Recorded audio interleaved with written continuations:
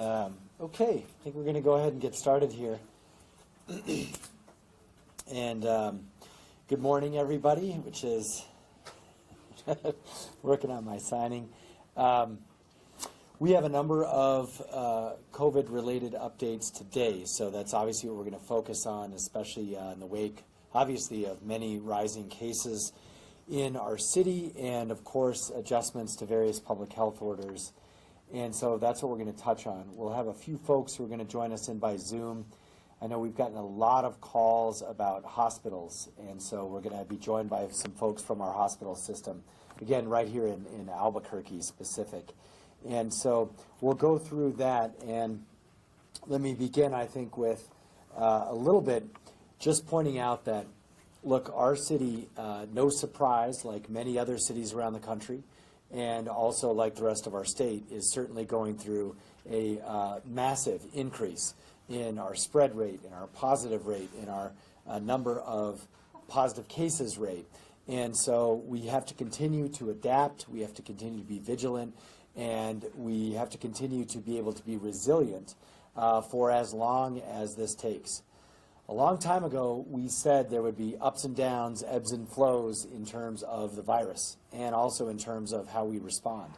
And in fact, that has played out. We had the surprise surge in July, and now we're having the expected surge, which is in winter. We've been talking about this literally for 6 months, and it is now here. So I want to talk about a couple of things, primarily from the city. Firstly, that there's really two paths that we have to take, and we've got to do those at the same time, and they're really equally important. The first path is really about enforcement and education, and we're going to talk a little bit in detail about this, but that path has to do with keeping our compliance throughout the city with respect to distancing, masks, public gatherings, etc. And it's about making sure our office buildings, nursing homes, businesses, churches, schools are just following the public health order. And so we're going to be vastly ramping up on that, and we'll speak about that in a little bit. The second path is also about our personal responsibility. And it's about the choices that we're making in the interest of public health and in the interest of each other. And this really is about making conscientious, informed decisions about what we do each and every day. And it's a way to protect ourselves, but also protect the people that you love. And so this does mean making some tough decisions about our own behavior. And even around things like, look, over the holidays and Halloween and Thanksgiving. But it doesn't mean eliminating faith. It doesn't mean eliminating family or friends from your life. It just means thinking about how to do those things in a more thoughtful, safe way. And so for us, we do want to emphasize that, we want to see people outside, but we want to see them in small groups less than 5 and for a short time and wearing a mask, right? And so we want people to be able to enjoy their family and their friends. But again, distance, short time intervals, outside, wearing a mask. These are the best ways really to deal with what we're going through.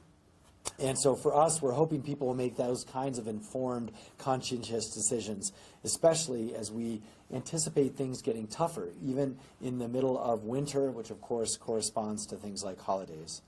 But I think throughout this, one thing that we have learned is this pandemic has taught us how truly connected we are to each other. And that's something that I think is an amazing thing in terms of just the lived experience, but also something that reminds us family, for example, is so important in New Mexico, right? It is probably one of the #1 words that we use to describe ourselves. And we want to make sure that we can honor and respect family, but also keep our loved ones safe. And so we have to remember that these kinds of choices have to be made at every level, whether it's fun, because we want people to still have fun during the pandemic, or it's family, or it's faith. Everything needs to be thought through when it comes to when and how we do things so that we can do them in a safer way for all of us and those that we love. Now, over the next 7 days, let me touch on a little bit about what's happened just over the last 7 days in terms of enforcement.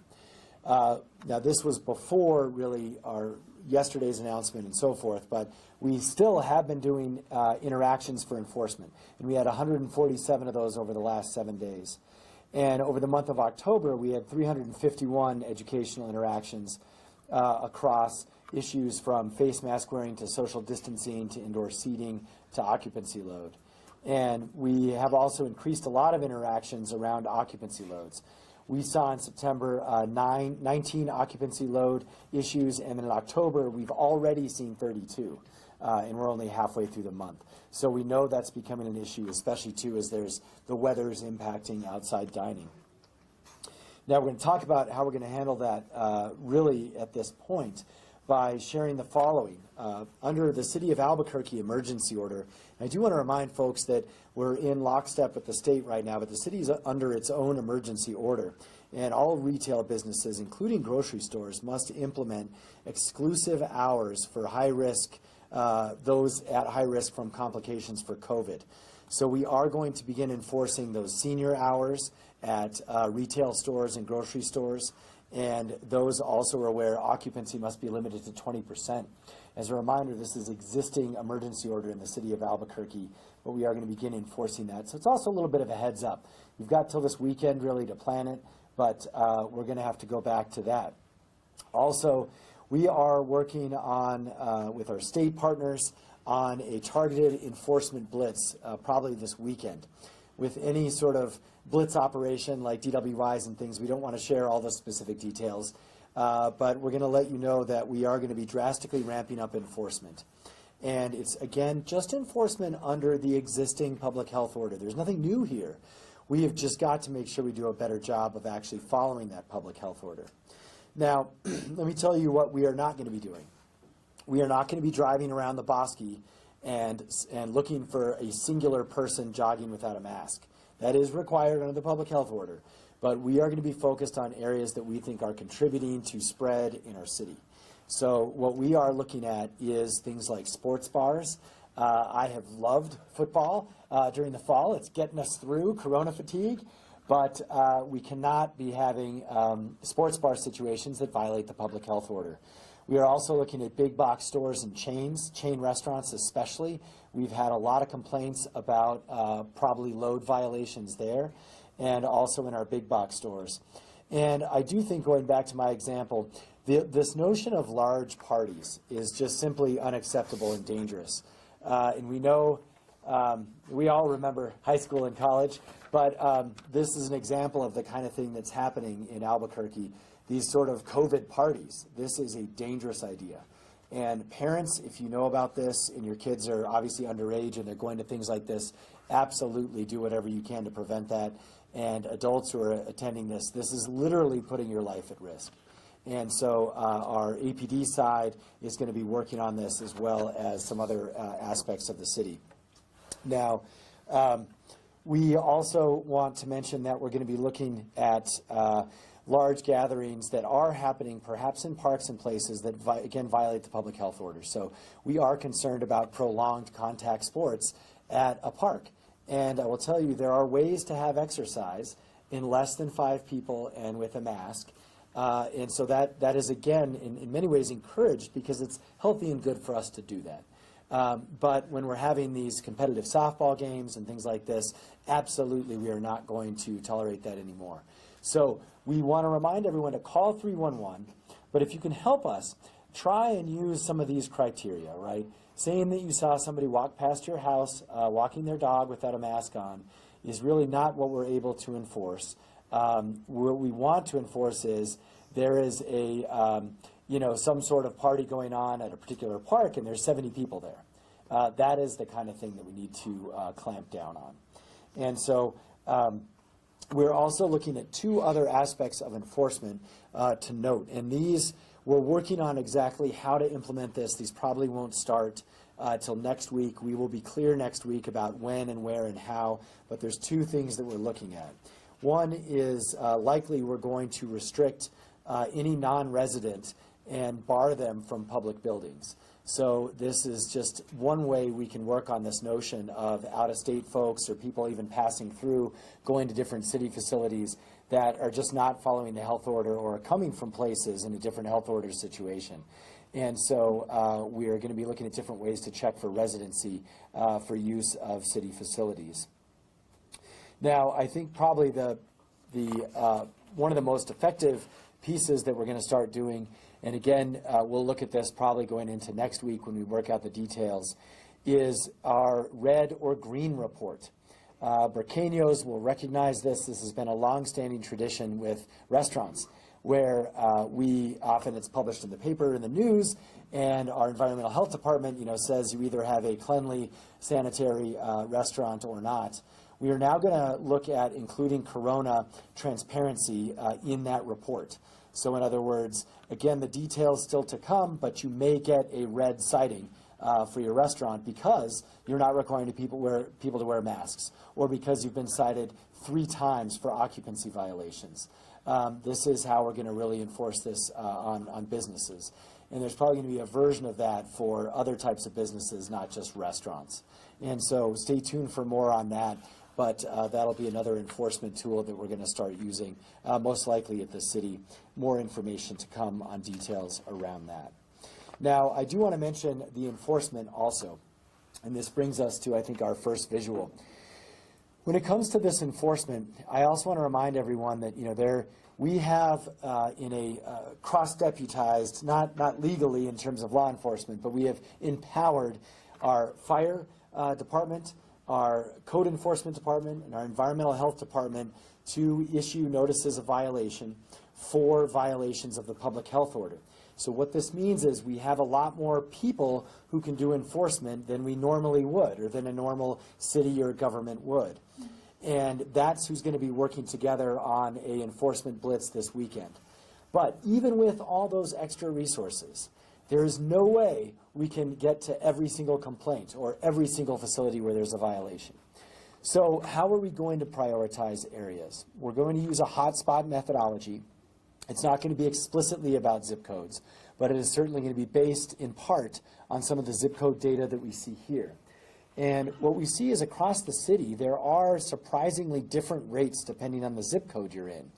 And I want to emphasize, we're not going to go into specifics because of HIPAA as to maybe why these are happening, but I want to just highlight a couple of things. One is that sometimes there are nursing homes that drive up rates in a zip code. We know that. That's just a fact. And sometimes there might be certain areas or certain, again, businesses where there's a particularly large outbreak and it's, changing the zip code data. Because as math folks know, like the denominator is pretty small on zip code data. So we don't want to read too much into zip code data. But I think what we can see is that there tends to be certain areas that could use some extra attention when it comes to enforcement. And so we are going to be using zip codes to help inform us in terms of where we're going to send proactive enforcement. And you can see there are some challenges right now in a couple of different zip codes that we see. So we'll try and understand, again, in a HIPAA appropriate way, some of the reasons for that. But I also know that there can even be situations where parts of town, right, they might not have certain resources in their part of town. So the positive number lives in that zip code because that's where you live, but maybe it was contracted in an area in another part of town because you had to go there to get a service.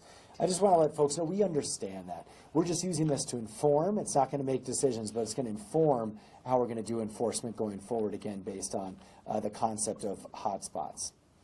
Okay, now what I would like to do next, I believe, is actually turn it over now, I think, in some measure, to some of our experts who are on the call.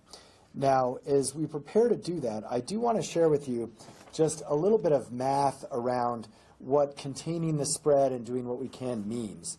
And I know there is vast corona fatigue. And look, parents out there, it's even worse for parents and teachers. As an APS dad myself, I know it's just been increasingly stressful, et cetera, with everything that's happening around schools. But I think it's important to remember that we can't give up, and we have to keep at this.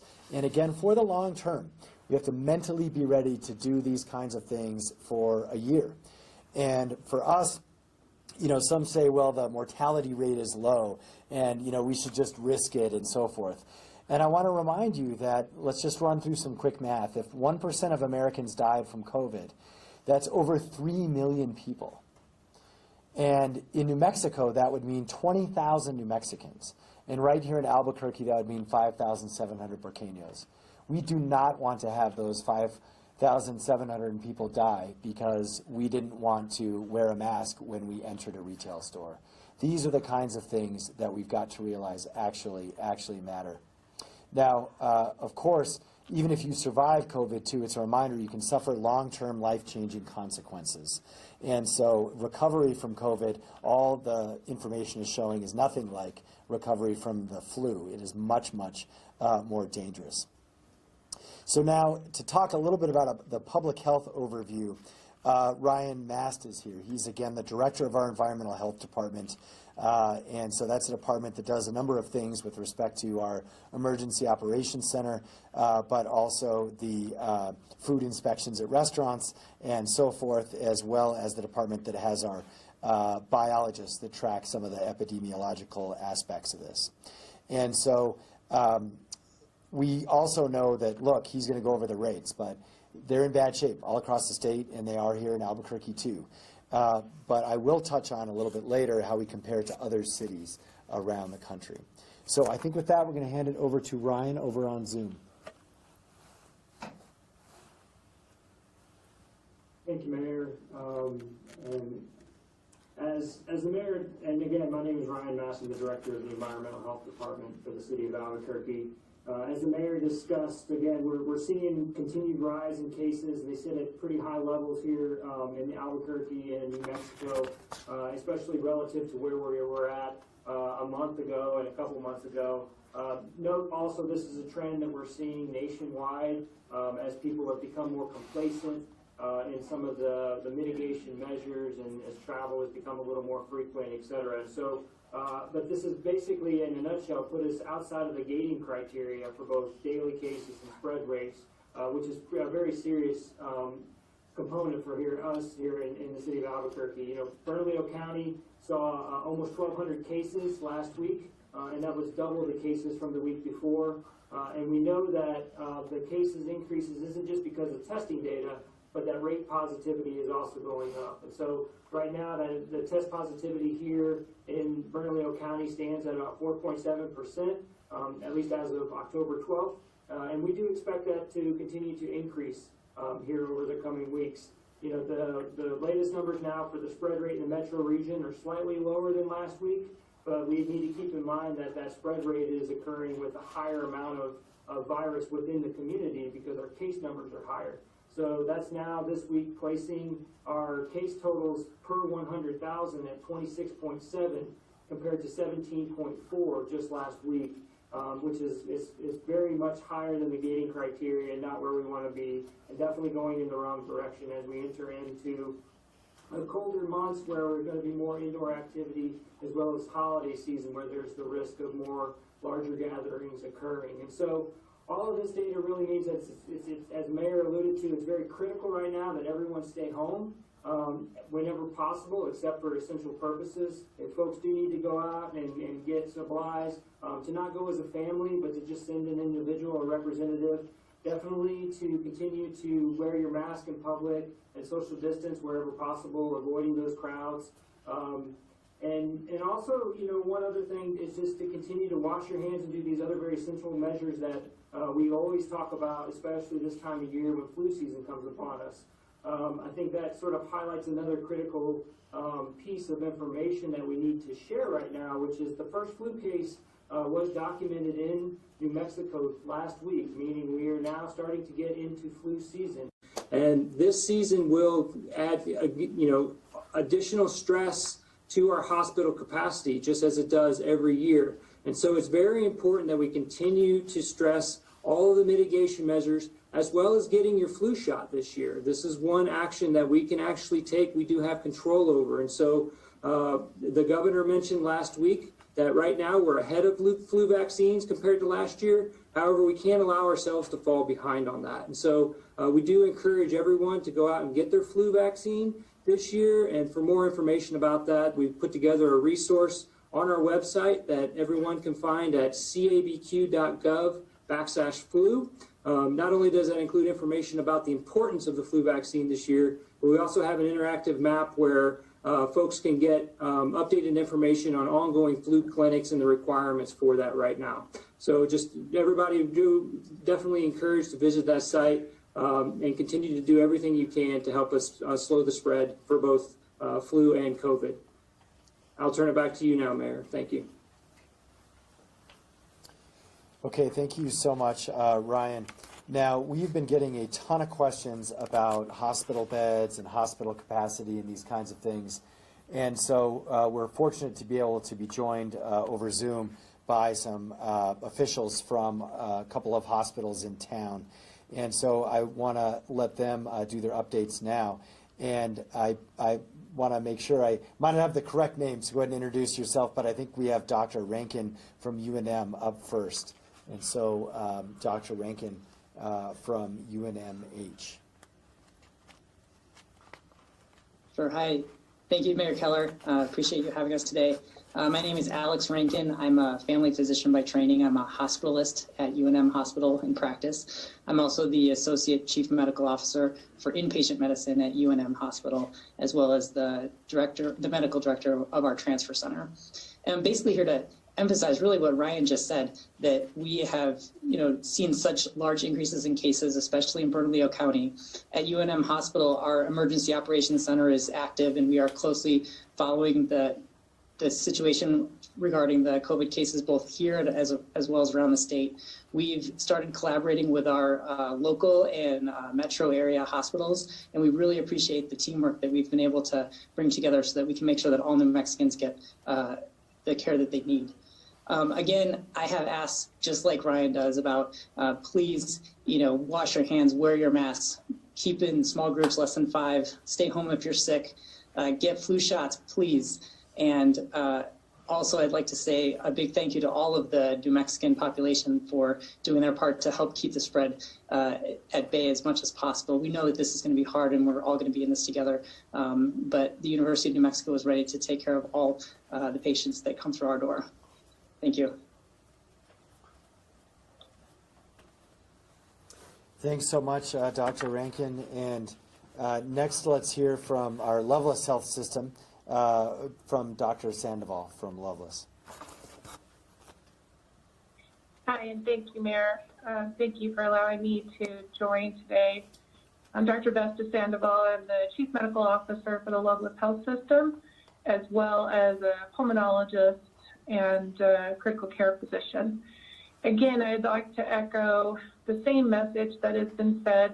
We need to make certain that we're being consistent, wearing masks, distancing, washing our hands, getting our flu shots, doing all the things that we can do to contribute to our own health, to our community's health, and to our state's health. It's exceptionally important. At this point, we have seen this increase in numbers. We have seen an increase in admissions. We're doing everything we can also, and I am very thankful for the collaboration that we've experienced with UNM and Presbyterian and all of our hospitals around the state. We're all working together to try and move patients to the appropriate level of care and keep patients safe. And this winter is going to be challenging for all of us, but if we all work together, we can do this. We were able to control and slow the spread earlier in the year, and I think that it's just a matter of refocusing and understanding how important this is to all of us to be able to accomplish this. So again, thank you very much, and everything that we can do to try and prevent this, as far as wearing a mask and taking all those extra precautions, is going to be worth it if we can keep each other healthy. So thank you.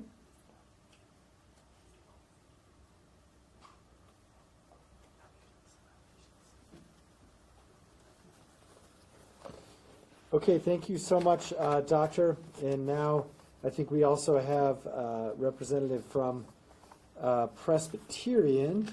And let me just check here on, do we have press or no? Okay, all right, I think that's all we have in terms of our guest doctors. So first, let me just say thank you to Dr. Sandoval and Dr. Rankin for joining us today. Okay, I think now we want to touch on a little bit more on hospital capacity. As a reminder, the Albuquerque Emergency Operations Center does track hospital capacity on a daily basis as part of our emergency operations. And you can see on this slide right here, essentially, I think this is important to share because there are some myths that people have around this, and there's also some truth that we really need to acknowledge. And so to kind of highlight here, you can see ICU as ICU beds, non-ICU beds, and then emergency department. And you can see, this is a percentage of capacity here where they're at. And you can see here for ICU beds, right, the capacity is almost at about 100. So that is why people are concerned about this notion of capacity. So I think that's a good clarion call about how serious this is. But I also want to mention our hospitals and our state have done a great job in providing this extra capacity, this surge capacity. So I think it's also important that people have no reason at this point right now to be like literally concerned about beds, because we do have this surge capacity here. And so you can see the available slice here in the surge capacity, and you can see that in non-ICU, we're actually, and in emergency department, we're holding in a good pattern right now. It's really just ICU beds, but we do have that additional flex capacity there. Okay, now let's talk a little bit about our city compared to others. I know there's a lot of state comparisons out there, and when we think about the metro area, we want to acknowledge a couple of things. And this is, I think, a fascinating slide in many ways because it shows two stories. They're both true, and they both kind of speak to the opposite thing. So I'll share, obviously, the downside first is that Albuquerque is this lower line right here, Albuquerque metro area. And you can see that we obviously have been increasing, and then we kind of held firm. And again, this is the confirmed cases per thousand, so it's per capita. We've held firm until October, and then we've started to go up, right? This is what we're seeing. And you can see that almost all the other cities on this around us, so El Paso and Salt Lake and Phoenix, Oklahoma City, Tucson, Austin, right? They're all seeing the same trend, right? This is happening in cities like us. You have to give Denver a little bit of credit. They seem to be actually, their slope looks a lot better than ours. So this is, again, a reality for major urban cities around the country and in the Southwest and in the Mountain West. And we're part of that too. And that's why we've got to be very careful. I do want to highlight one other thing here, though. We are still the lowest line on this graph. That is encouraging news. This is, I think, a testament to who we are as a city, to the great work at every level, from city, county, to state, to our hospital system, and to each of us who live here, in that our curve has been lower all along. And on a comparative basis, you can see all these cities are up here with these high rates, and then we are down here. We are in a much, much safer, healthier place than these other cities. The problem is if we're all unhealthy, we're all unhealthy. It doesn't really matter compared to each other. But I do want to give folks some credit and just say that Albuquerque, and we gotta, for us as our pride point, right, we want as much space between us and everyone else as possible. And right now we're seeing that gap start to narrow. But we are starting from a much, much better place because of everything that we've been doing over the last 6 months. And so there is something in there that we can, I think, grab hold of, and that shows we have the ability to be resilient and to be a better place to live than these other cities in a pandemic. And so we got to make sure that's true going forward.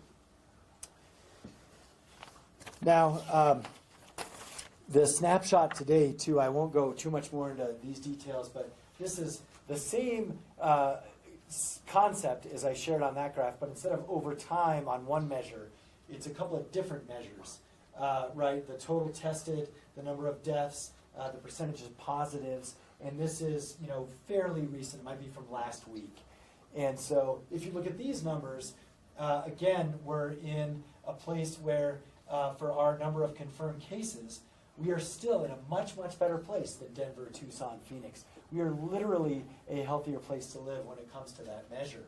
And if you look at some other areas, though, it's, you know, our rate, for example, here has our positivity rate. Now, you know, Denver's beating us there, but we're still doing much better than Salt Lake. You can see how the numbers sort of play out with respect to this. But again, you can see a story here where we want to continue to be a leader in the country, and that is certainly at risk given the numbers that we're seeing. But I also think it's important to know that we are not alone. Other cities are actually in a much, much worse situation. And so I am grateful to live in Albuquerque and not any of these other cities. Okay, now I think we're going to get to some Q&A here in a moment. I want to make a couple of announcements just with respect to our Joint Information Center. These are announcements from other entities that we felt was important to share with the public. First of all, voting during COVID, help is available if there are public health concerns at voting sites or anything of that nature. Just call 243-VOTE. And we also want to share that PNM is partnering with Help New Mexico to provide $4 million in customer energy assistance. And again, this is especially important as we get into the winter. And so that fund is available. The deadline to apply is December 31st. You can call PNM to figure out how to do this by calling 855-364-2950. And it looks like that's pretty much Monday through Friday business hours. They do have Spanish language available. We get a lot of questions on if there's going to be changes in schools. Want to remind everyone, overall schools are under the auspice of the State Department of Education, so I'd really check with them. But for what it's worth, we have not been notified by APS or others of any changes. I also want to mention that currently APS is operating under its own plan, which I know is different than private schools and different than Rio Rancho and other schools around us, but that is an APS level decision, and so for questions on that, please reach out to APS. Again, some frequently asked questions I wanted to mention. The data from our Emergency Operations Center with respect to nursing homes. We have 11 nursing homes, currently 107 resident cases and 62 staff cases. And again, those numbers are starting to look very similar to what they were, I think, back in May. We also get questions about APD. As a reminder, at city government, there are thousands of essential workers, including obviously APD and fire. We expect positive cases. The question is, can we contain them? How do we contain them? How do we keep others safe? So far, we've been able to do that, and the numbers continue to be about the same as they have been for the last 6 months. So APD has had 10 new cases in the last 30 days for a total of 19, so up a little bit. And with that, I think we are going to go ahead and transition to some Q&A for folks. So Jessica, why don't you organize us in terms of where to go next? Of course, let's kick it off with some virtual questions on Zoom. Jessica from Care Kiwi says, you have deputized 77 city workers who are supposed to be enforcing the health order, yet none of them have issued a citation. The governor Monday called you out, saying, personally, I'm disappointed to hear that the city of Albuquerque will not address what enforcement actions they are taking. Cases are out of control. Isn't it time to just start handing out tickets for things like not wearing a face mask? Why wasn't it done before cases got out of control? Sure. So the question is around enforcement and what have we been doing. And the gist of it is basically that we have been enforcing this more than literally any other city in the state. That is a mathematical fact. And we also have been tracking it. So what are these enforcement folks doing? They have engaged in 4,500 interactions. That is a lot of enforcement, especially compared to other places. And we have issued 227 notices of violation and warnings. So that is happening. I do want to remind folks, though, we want to bring people into compliance. Our goal is compliance. It's not punishment. And also the actual violation can only be issued by APD, a citation. And so our violations are just a different category. But again, as long as people comply, I think we're doing our part. And just want to emphasize that Albuquerque is certainly pulling its own weight and then some. We've got cities around us and other forms of government, and we would welcome them to engage with us in these kinds of enforcement actions. And we're hoping that'll happen this weekend. One more, statewide there are more than 2,300 people in the hospital, but only around 150 are COVID patients. New Mexico has only reported a handful of 3 cases. Can one of the doctors on the Zoom call explain what is causing the increase in hospitalizations? There's a great question about the increase in hospitalizations that are non-COVID related. And I think some of our doctors had to go back to their job helping folks with their medical issues. So I'm going to see if we just pause for a moment. Let's see if we can get one of them available to discuss. And it looks like we do. So we'll hand it over to Zoom.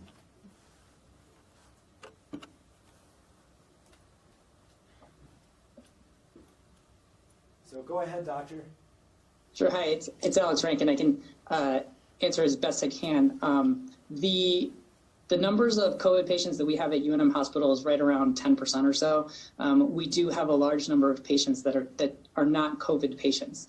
What we're seeing is that a lot of these non-COVID patients are hospitalized as a result of deferred medical care that's been happening over the last couple of months. So again, I'd really like to encourage people to continue to seek medical care if they need to follow up with their previously scheduled appointments, to continue to have surgeries if they are scheduled, and to not defer medical care so that we can continue to get these patients as well as possible in anticipation of possibly more COVID patients in the future.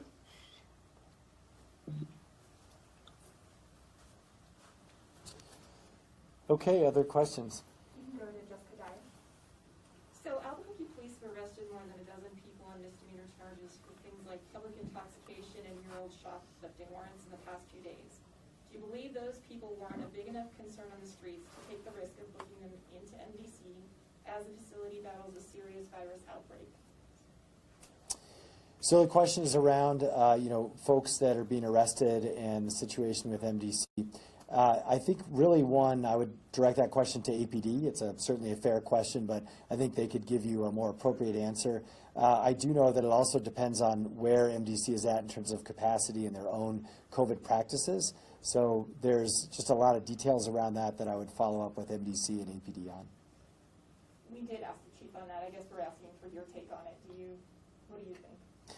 I mean, it's really up to the police department and MDC, so we can, ask them to try and provide you with a little more information. But it's a specific police tactical issue that's just not something that I have information on. I know the state closed some parks and other facilities yesterday, or is going to. Is the city planning to close any of its own facilities in light of the recent case count?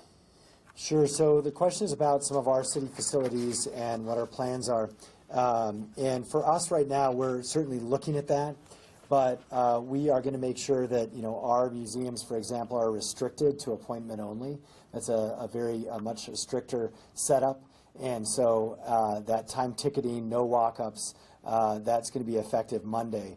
And as I mentioned earlier, we are highly likely to require New Mexico residency for all public buildings, including the zoo and all those facilities. We have to work around the legalese around that before we can be official about that. So we're basically going to tighten those restrictions and then monitor it going forward. With the blitz coming up, I know you said you were going to allude to more details later on, but is this the time where we're going to start seeing more citations coming about as the holidays increase and gatherings possibly increase? Yeah, so again, we're going to focus our interactions on areas where we think there's a high likelihood for spread. And I certainly would expect an increase in these engagements.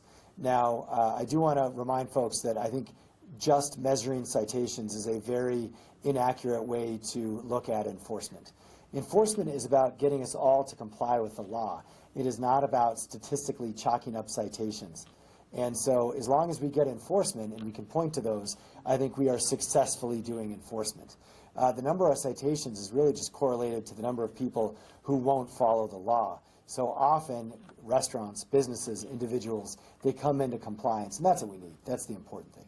And I'm not sure if we still have a doctor on the Zoom call, but we're also hearing reports of rapid tests running out in hospitals, and people are being sent to ICUs that are, maybe COVID negative, but they weren't sure because the test hadn't come back yet. I'm not sure if that's something the hospital can address or you about rapid tests.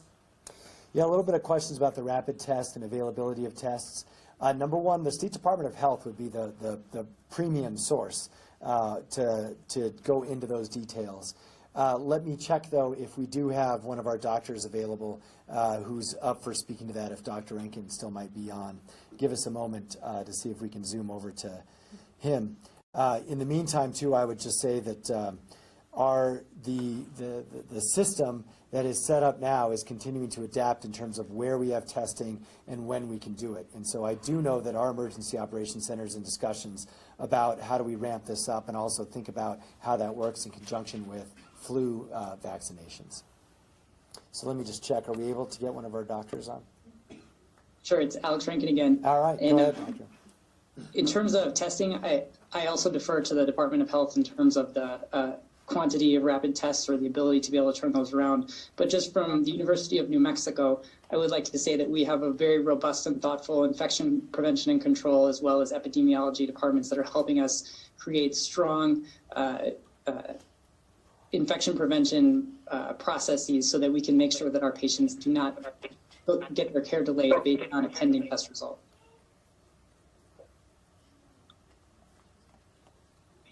This is Dr. Sandoval. I don't know if you can hear me. You can. Again, I'll echo what Dr. Rankin has also said. We've been working very, very closely with the state. We have developed very strong infection prevention, and we have a very robust testing program with adequate testing supplies. So this is a very different situation than what we experienced early on in the pandemic when testing supplies were limited to everyone. So right now at this point, we're able to test and have continued drive-through testing as well as rapid testing available to everyone.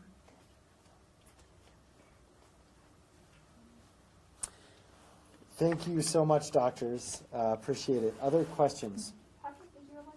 Yeah. Mayor, can you talk a little bit about what's going on at the homeless shelter? How many cases you guys have right now, and what steps you guys are taking to mitigate the situation?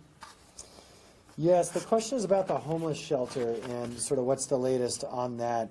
And want to remind folks that we did give an update on that last week, of course, and we had our real first outbreak at the shelter, and we had anticipated one for quite some time, and we were actually kind of surprised it took this long, but it nonetheless arrived at our West Side homeless shelter. So what they're doing now is they're in the process of decompression. So what that means is basically, of course, it has been closed to anyone new, right? So we prevent new spread.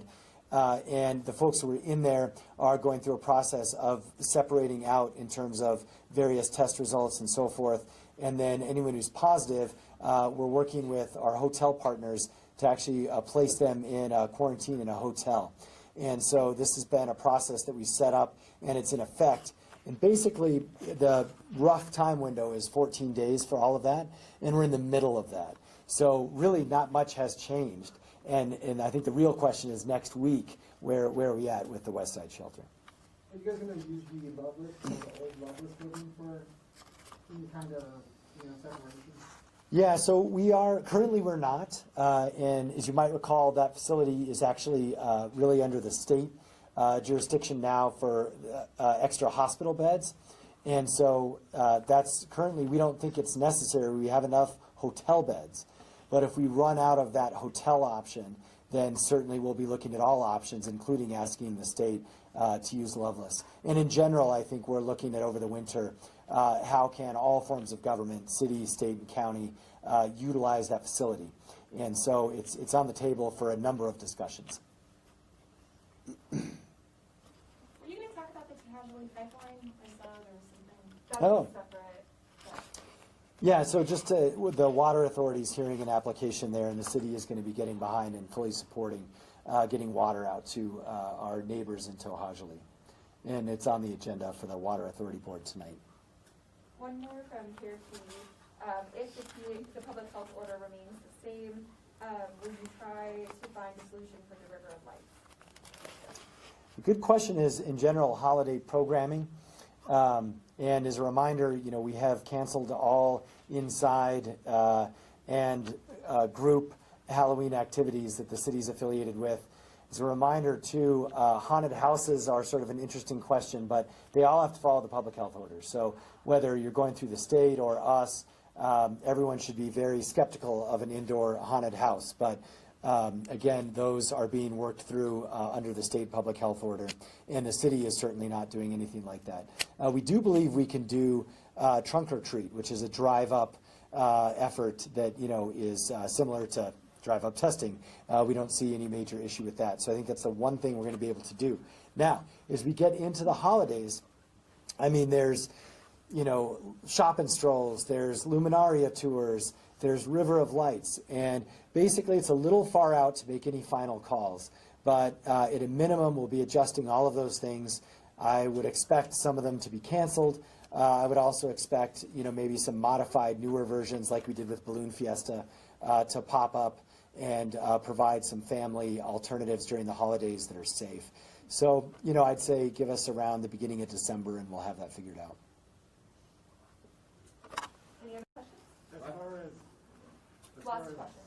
far as trick treating goes with the little kids now, are there any statements or anything going on in the future that's going to be coming up, more than any advice or anything that's going on with the city? The questions about Halloween and trick or treating, and I know my 5 and 7 year old are just so excited, and we have to tell them basically there's nothing. But what I would suggest is this: number one is the current guidance. We're just all following the Center for the CDC guidelines, and so those basically there's a couple of key components. Number one, a Halloween mask is different than a face mask that works for COVID. So don't even try and use one for the other and that kind of thing. Number two, like any indoor activity is highly discouraged. And we're asking everyone to respect, if the lights are off at a house, they are not engaged in trick-or-treating, don't go to their door. And we're just discouraging people, frankly, from doing trick-or-treating. Now, I understand if there's family pods, neighborhood pods, where you go to a couple of houses and things like that, or some family, again, under those CDC guidelines, there's certainly ways to do very modest, quick and short trick-or-treating, but nothing like we're expecting at all. But as I think the paper of record noted before, the mayor is not in charge of Halloween, so no, we are not issuing firm edicts and citations about people trick-or-treating. We're not going to be doing that. Are you in control of Thanksgiving? Even less so. Go ahead and wrap up. All right, I think that's good for now. And as a reminder, we're going to try and do this every Tuesday. If there's a state announcement, then we'll roll it to the day after. And of course, other things as needed during the week. Thanks so much.